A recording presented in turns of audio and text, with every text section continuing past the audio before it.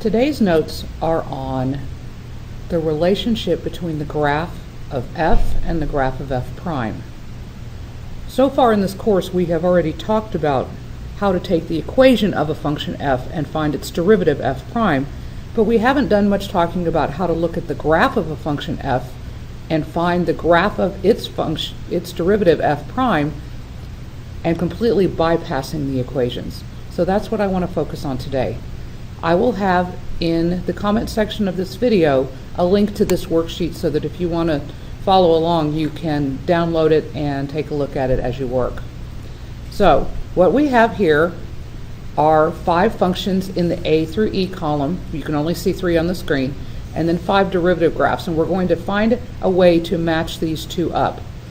And we already know a little bit about what we need in order to do it, and there is a key that I'm going to put at the top of this page that we're going to use to help us find this. So I need you to draw a number line up here. Out to the side of the number line write f prime, and below it write f.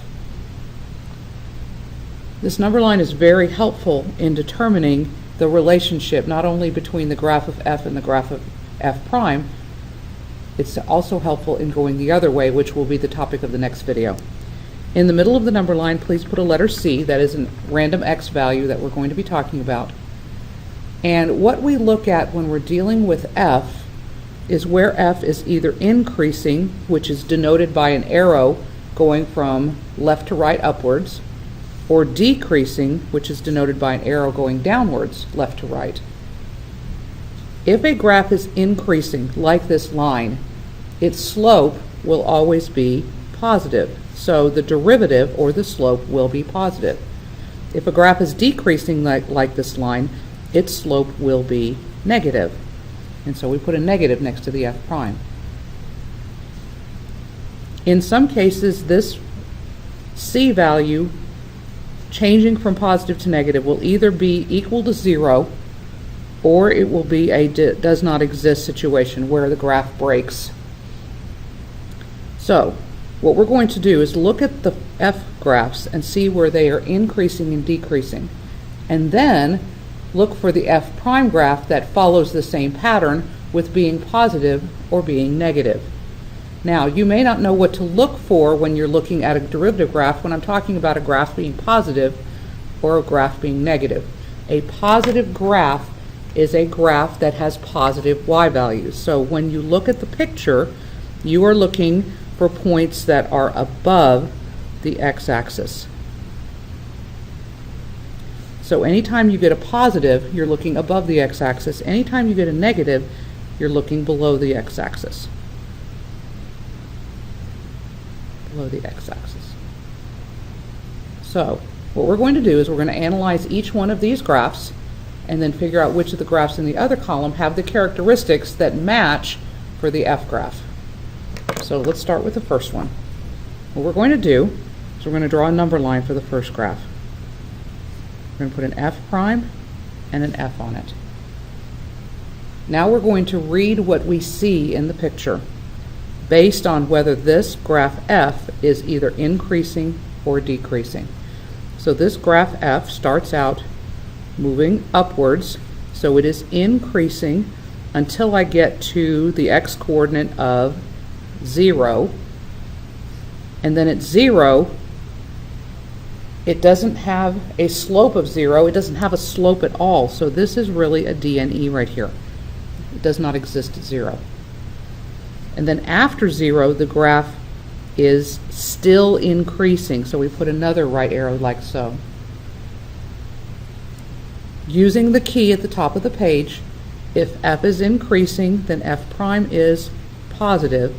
F is increasing, f prime is positive. So what we are doing is we are looking for a graph in the right-hand column that is above the x-axis, then breaks at 0, that's the does not exist, and then above the x-axis again. So I'm going to slide this down to where you can almost see all the graphs.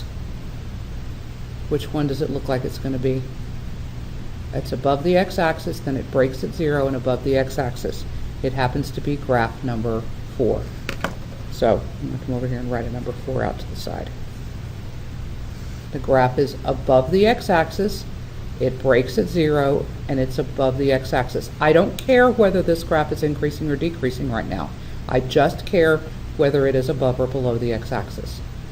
Okay, number 2, or letter B actually. Let's draw another number line, F and F prime. So we look at this graph, I put them backwards, F prime and F. I look at this graph and I say, what is the graph doing as far as increasing or decreasing at first? Well, at first, it is definitely increasing. And it stops increasing where?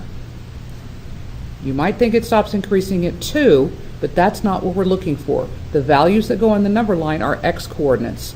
So it actually stops at increasing at x equals 0. And then after that, it is decreasing. So we draw the down arrow. Now, to know what to put on top of the 0, I need to know what the slope is right here.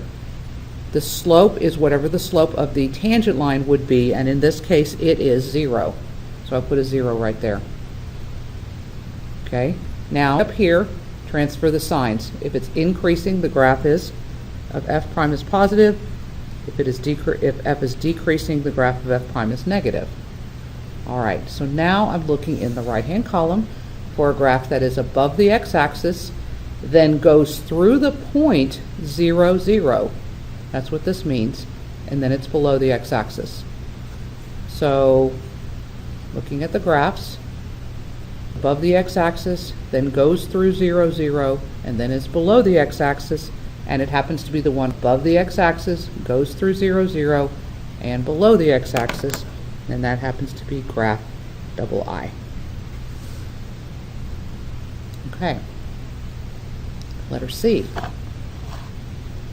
Letter C has a lot of hills and valleys, so I need to make the number line just a little bit longer. F prime and F. Got it right this time. Okay. So now, just talk your way through what you see as far as increasing and decreasing and where it changes. So this graph at first is increasing until I get to -1. Then it is decreasing until I get to 0. Then it is increasing until I get to 1. And then it is decreasing after that. The arrows pretty much mimic the direction that the graph is going, and they should. Okay? Should I put zeros or DNEs at the top of each of these numbers? Well, if you notice that each one of them, if I drew a tangent line, the tangent line would be perfectly horizontal, so all of these do get zeros. They have a slope of 0. Okay? Now, you can see the top of your page. I can't see mine. I'm not going to keep sliding back and forth, but put in the plus and minus signs that apply. Increasing, positive slope. Decreasing, negative slope. Increasing, positive. Decreasing, negative. Okay. Now, it's this point, and this point, because those are coordinates that the graph of f prime should go through. It should be above the x-axis, go through -1, 0, below the x-axis, go through 0, 0, above the x-axis, go through 1, 0, and then go below the x-axis. And the graph in question is on the screen. It happens to be letter V.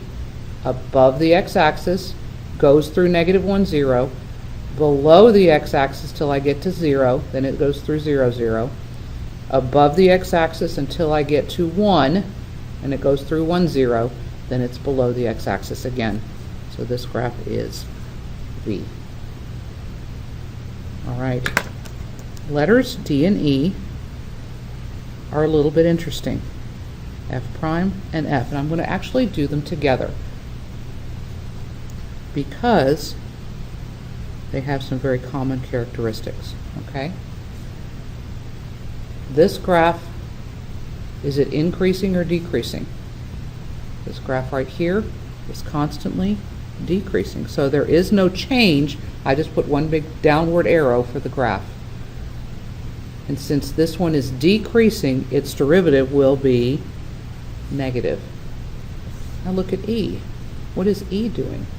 E is also decreasing everywhere, which means its derivative will be negative.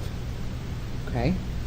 I have two identical number lines and two graphs left. I have graph 1 and graph 3. So I want you to stop and think for a minute which one you think goes with which one.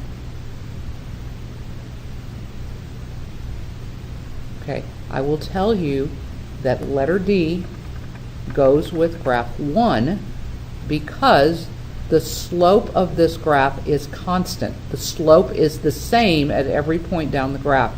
That means that the derivative graph should be a constant -1 because the slope of this graph is -1 everywhere.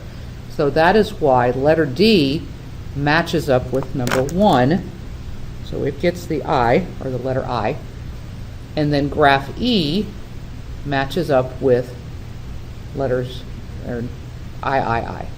Because the slopes, this is a completely negative graph, but the slopes are changing. We'll learn later on how to know in more detail exactly that it would be this shape, but suffice it to say for now, it's the last one that matches up.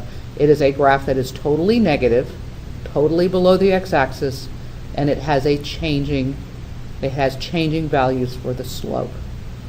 So that means that this graph is I. All right.